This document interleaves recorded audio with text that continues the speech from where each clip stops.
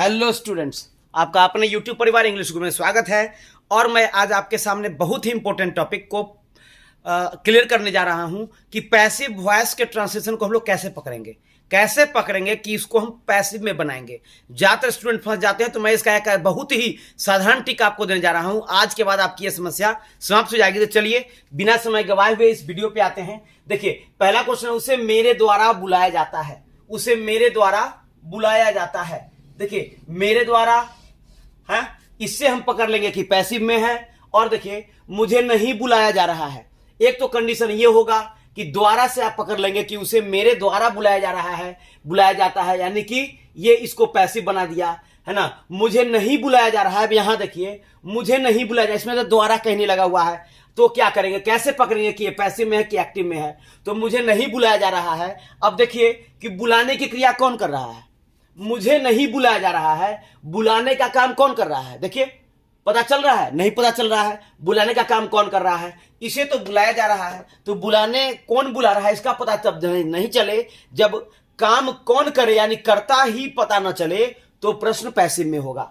और एग्जांपल देखते हैं। प्रश्न पूछे गए हैं। प्रश्न तो पूछे गए हैं, लेकिन प्रश्न किसने पूछा है ना। ये स्पष्ट है, आपको पता ही नहीं चल रहा है कि सब्जेक्ट कौन है, प्रश्न किसने पूछा, यानी ये भी पैसिव में है।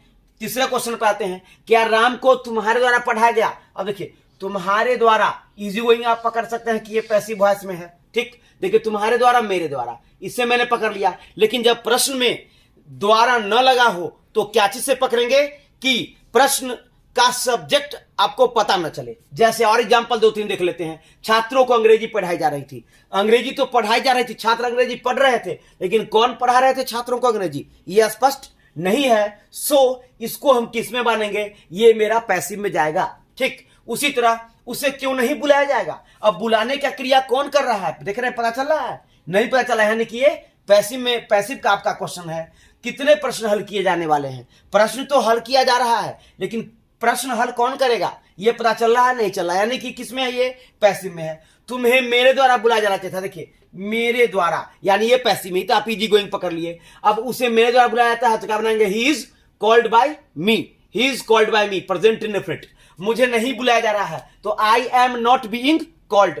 I am not being called. देखिए, तो सब्जेक्ट ही स्पष्ट नहीं हो रहा है कि बुलाने की क्रिया कौन कर रहा है। प्रश्न पूछे गए हैं, द क्वेश्चन है ना, हैज बीन आस्क्ड, या questions, the questions have been asked, लेकिन कौन प्रश्न पूछ रहा है, पता ही नहीं चल रहा है, यानी पैसिव में है। क्या राम को तुम्हारे द्वारा पढ़ाया गया, तो was Ram taught by you, तो यहां तुम्हारे द्वारा से पता चल गया कि पैसिव में है। छात्रों को अंग्रेजी पढ़ाई जा रही थी, कौन पढ़ा रहा था इंग्लिश, पता ही नहीं चला, यानी कि पैसिव में है। The students were being taught English, क्योंकि पास्ट इम्परफेक्ट में है, इसलिए उसे क्यों नहीं बुलाया जाएगा। अब बुलाने की क्रिया कौन करेगा, पता नहीं चल रहा है, और फ्यूचर इंडेफिनिट है, इसलिए क्या बनाएंगे, why will he be called, why will he not be called.